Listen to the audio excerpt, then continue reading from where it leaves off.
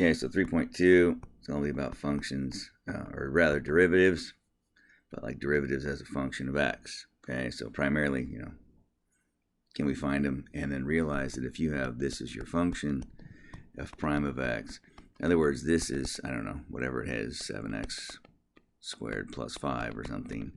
This one is 14x. Facts, done, but this slope will change based on where you are on the x-axis. That's what that means. That's what this whole section is about. So, a nice little review for us. Remember, the derivative is, by definition, the limit as h goes to 0 of f of x plus h minus f of x divided by h. Right? So if you had something along the lines of if f of x was 3x squared plus 6x plus sine x plus 2,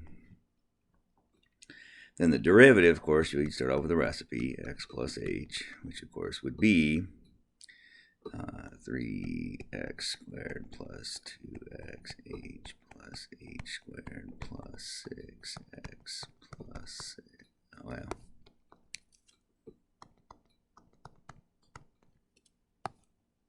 Just go ahead and multiply the 3 through, okay, if that's good with you. I'm going to run out of digital paper here if I'm not careful. There you go. Plus sine. Well, we're not going to worry about sine right now. We're not going to worry about sine right now. We already showed what sine was. So I'm just going to worry about this part of the derivative right here. Okay, what's the change of 2? 0. There is no change with 2. I can put it on the end if I want to. I don't have to. So if I do this, well, we know that then this is going to be 3x squared plus 6xh plus 3h squared plus 6h plus 2 minus the original.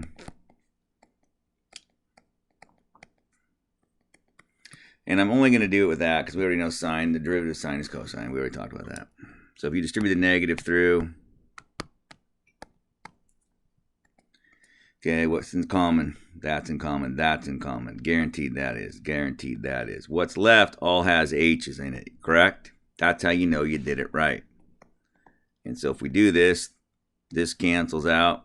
One of those, that one cancels out. And you're left with 6x plus 3h plus 6.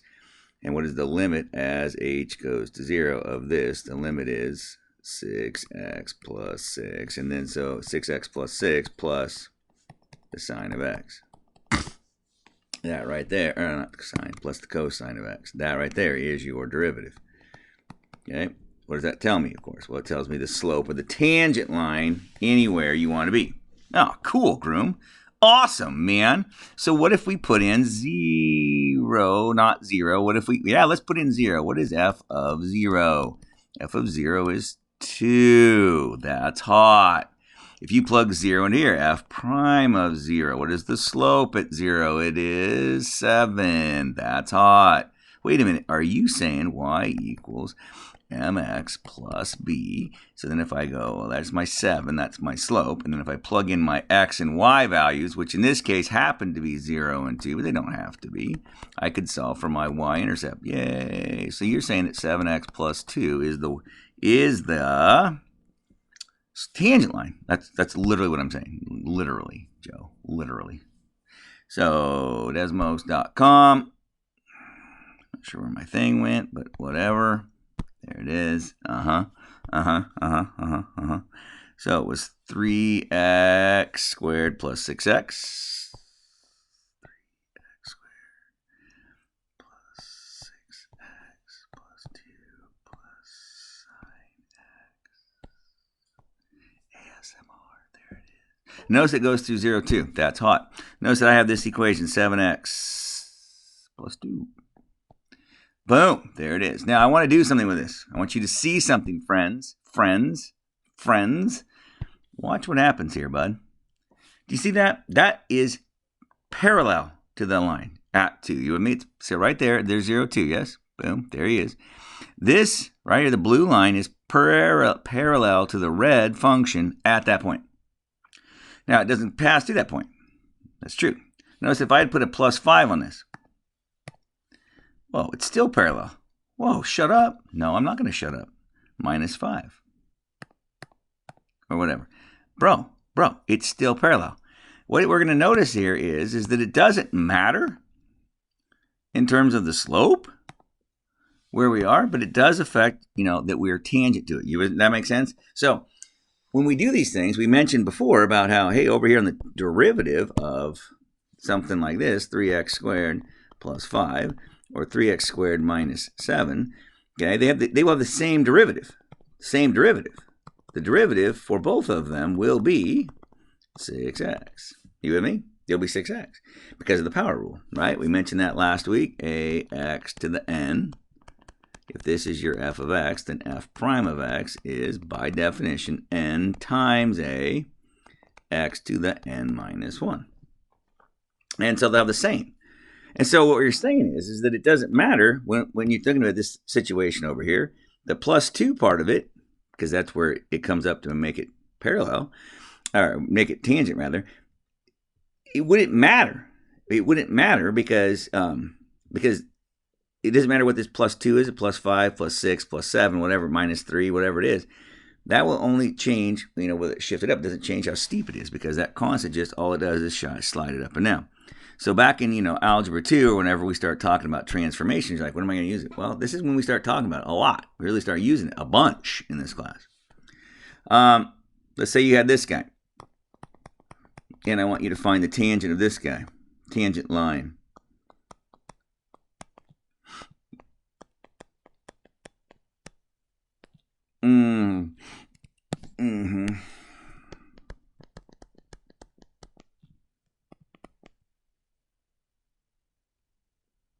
Gross. I'd like you to find the derivative first. And so that's going to be 18x squared minus 7.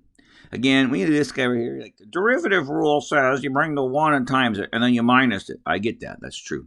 Bro, that's a line. 7x is a line. What's the slope of a line? It's the number in front of the 7. The number in front of the x, so it's 7. Duh. Hey, what's the derivative of negative 4? Well, it doesn't change, so it's 0. Plus 1 over x. Right? By the way, x bigger than 0. Oops, bigger than 0 here, yes? So if a fella were to ask me, hey, what's the derivative at negative 2? Go fly a kite, pal. It doesn't exist at negative 2. Okay? What about at 0? Yeah, it's a problem at 0, bud. This thing has a domain, x bigger than 0, so this guy is also x bigger than 0. Okay? It'd be ridiculous to talk about the slope of the tangent line when the function doesn't exist, brah. Okay? So here it is. So let's do it at a nice, easy one. Let's talk about f of 1. What would f of 1 be? That'd be 6. Minus 7 is negative 1. Minus 4 is negative 5. This is 0, of course.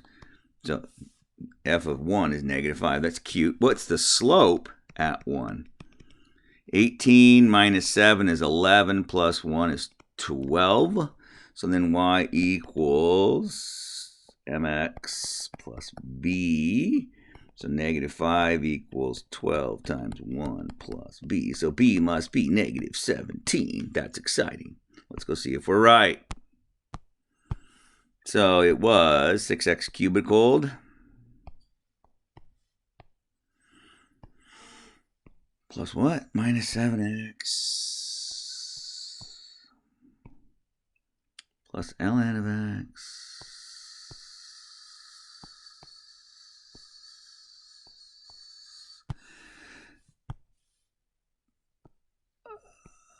minus 4.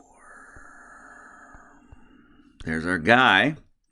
And hey, look, there's the point. 1, negative 5, right? Well, he's right there somewhere. There he is. Yay! Now, you told me, or somebody told me, or maybe I told you, I don't know. It's going to be 12x minus 17. Oh, shut up. Look at that. They're tangent, dog. Nice. Clearly, in the neighborhood of 1, they're pretty good. I mean, they match up awesomely. But it doesn't take very long for they drastically part company. Yes? If we did it at a different location, would it change? Well, of course it would change things. Mr. Groom. What if we did it over here at like 2, for instance? Well, if you come back to the same equation, but you go, what is f of 2? I don't know. It's gross, I can tell you that.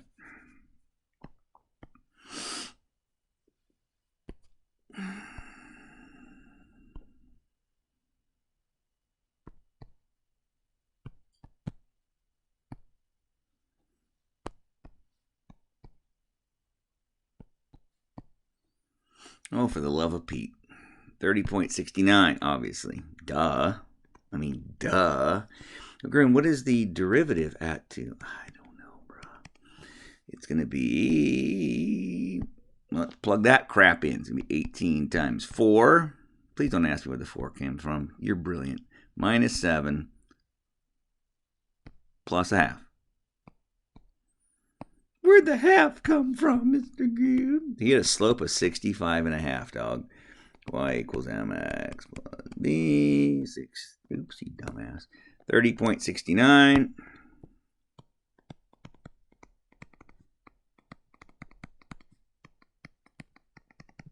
No way. That's 131. It is 131. Dude, that means b must be negative. Dude, you are brilliant, bud. So 30.69 minus 131 is negative 100.4. Well, 0.31, I guess, isn't it? Yes. Yay. And if you graph that, you will find that, what did I say it was? 65.5 x minus 100.31. Oh, no way. Dog. Well, they cross up here. What did we say? I forget what we said they crossed at. We said that the value was 30.69, right? So if you graph x equals 2, this will help us out. Boom, x equals 2. Oops, x equals 2, I said. Boom. Hey, we don't need parentheses, dumbass.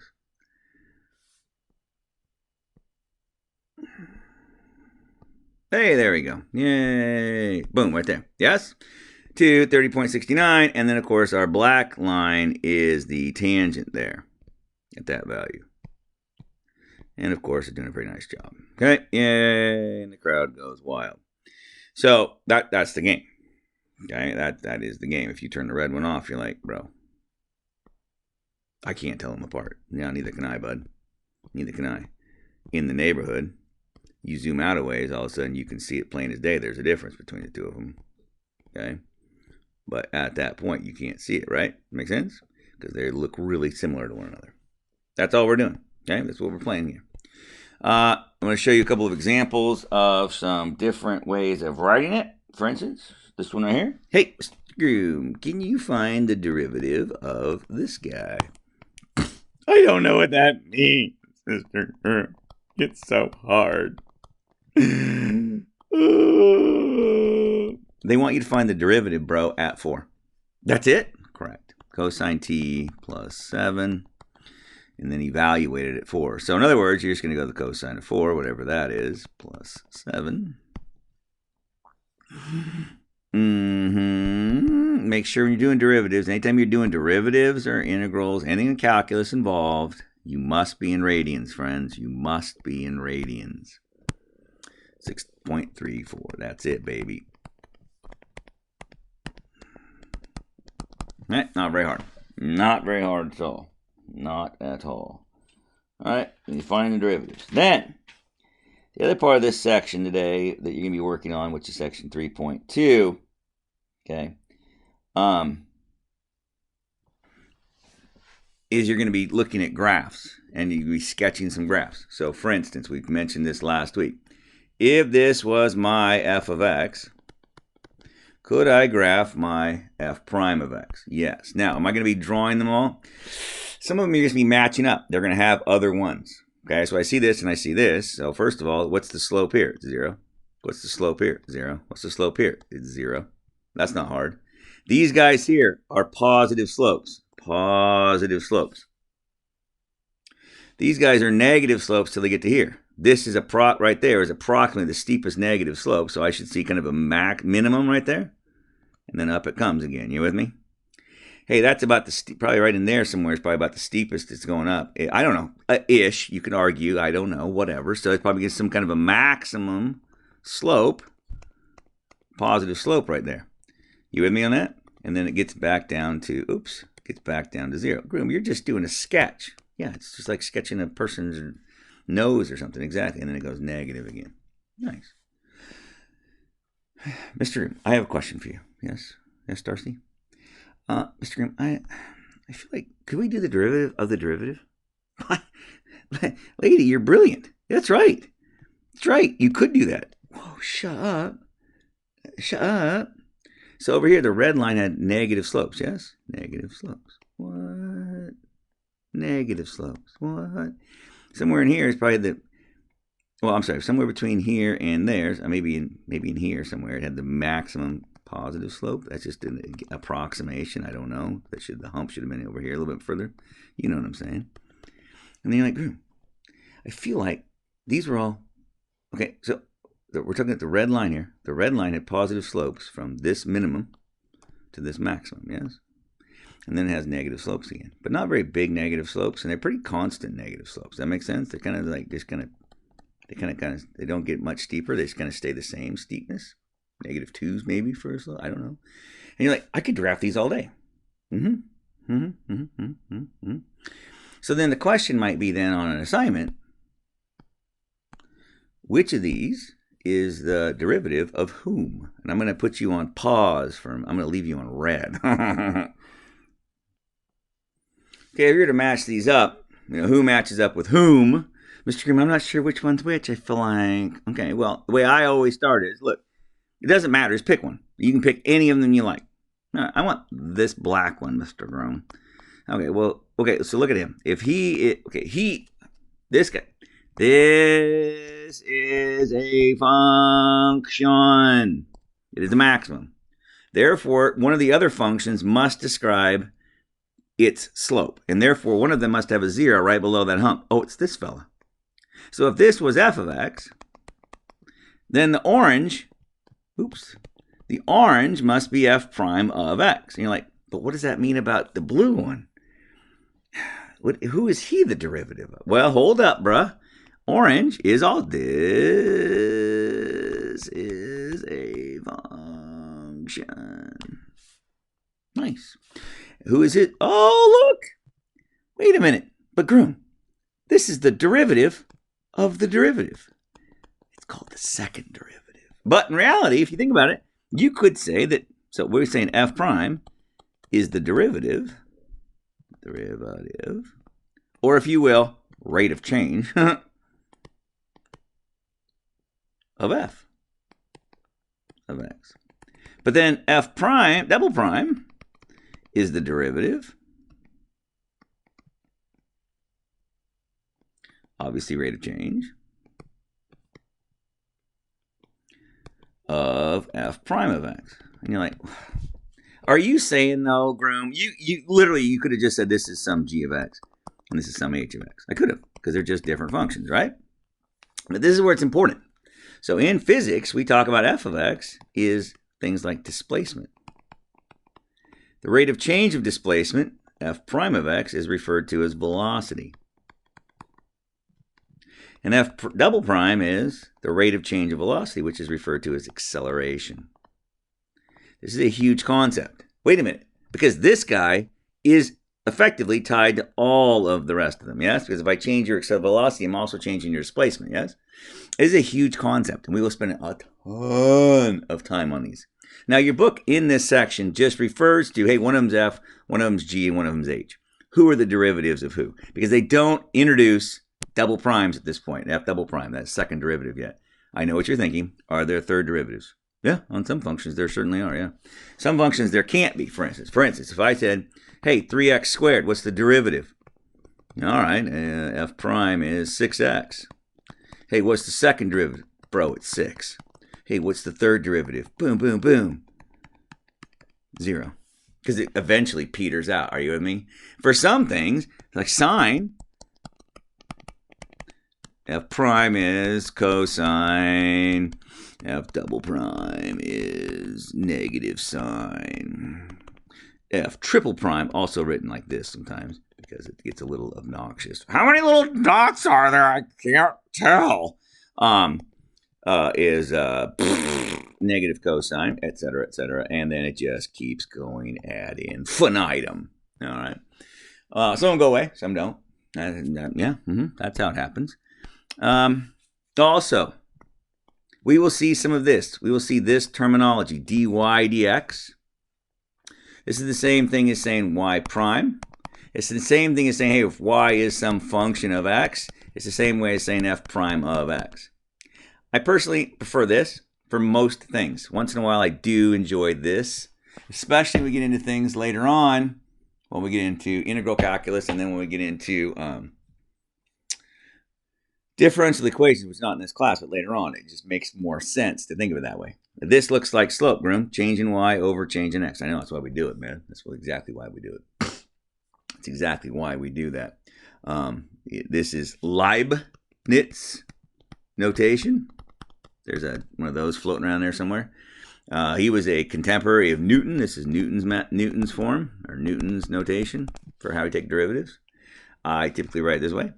Once in a while I'll use this. Sometimes I'll use this. They're all the same. The cool thing is when you do second derivatives, oh, that's hot. Well, that's nice.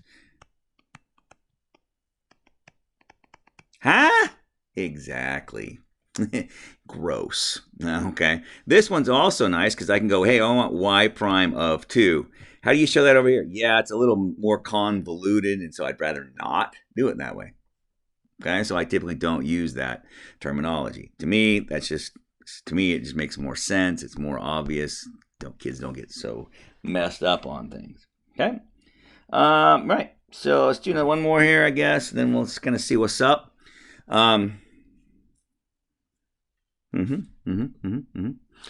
Suppose you had f of x was equal to e to the x plus 5x cubed minus 2x plus 7. Sure. And so I want the tangent line at x equals thus. No, negative thus. Negative dose. Cool. So first of all, f prime of x, e to the x, plus 15x squared minus 2.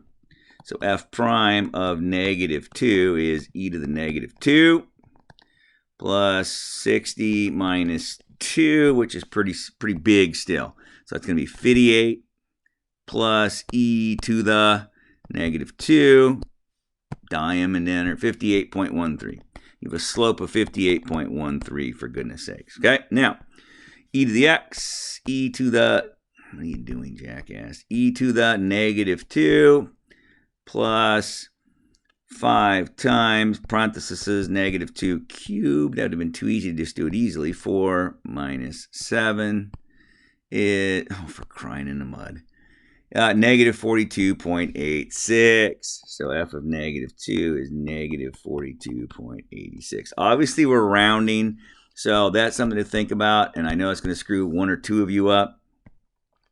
When you plug these in, you're like, but Mr. Groom, I went and looked, and it doesn't look like it exactly is tangent. Did you round? Well, yes. Well, there you go, bud. You understand that it's not going to be perfect whenever a guy rounds, but there's only so much you can do because e is an irrational number. Am I right? Am I right? I feel like I'm right. I feel like I'm right. And then here you're going to have e to the x. Oh, what are you doing? Well, I don't want to do that, actually. Oh, poop. I want to do this. I'm going to go, my slope was, I haven't done that yet. So y equals mx plus b. So 58.13 times negative 2 plus b is equal to negative 42.86. So take this on my calculator. 58.13 times negative 2 is negative 116 point whatever, 26. Now I plus that over to here. So 42.86. Negative 42.86 plus 116.26 is 73.4. So so 58 plus 73, 58.13x. Is that what I said? Correct. Plus 74.6. Oh, nice. And you're like, Grim, I don't see where it's right there, bro. We said at negative 2. We said it's tangent at negative 2. We said it's tangent there. Now, is there a problem? Mr. Groom, you made a little boo-boo. How do I know I made a boo-boo? Because it's supposed to be tangent at negative 2.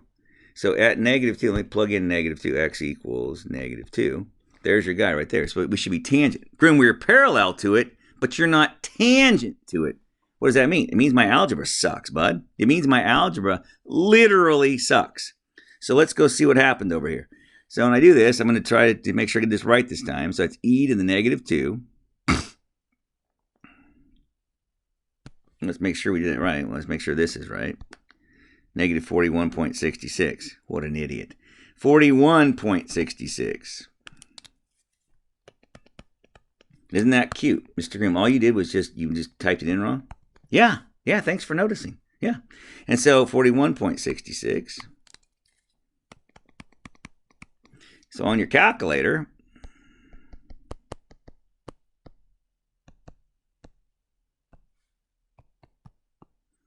$74.6. Oh, doggy. So if you come in and you type in, wait, what did I say? 74.6. That's not what I said. Is that what I said? Oh, 74.6.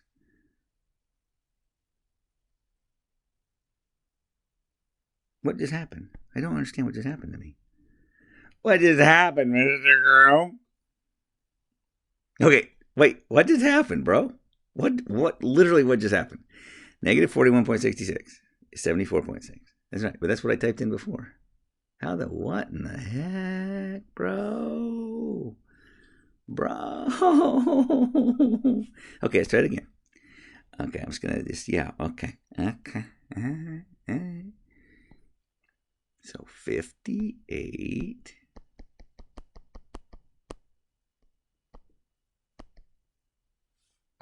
times 2 is that. I said that. Minus 41.66. 74.6. What?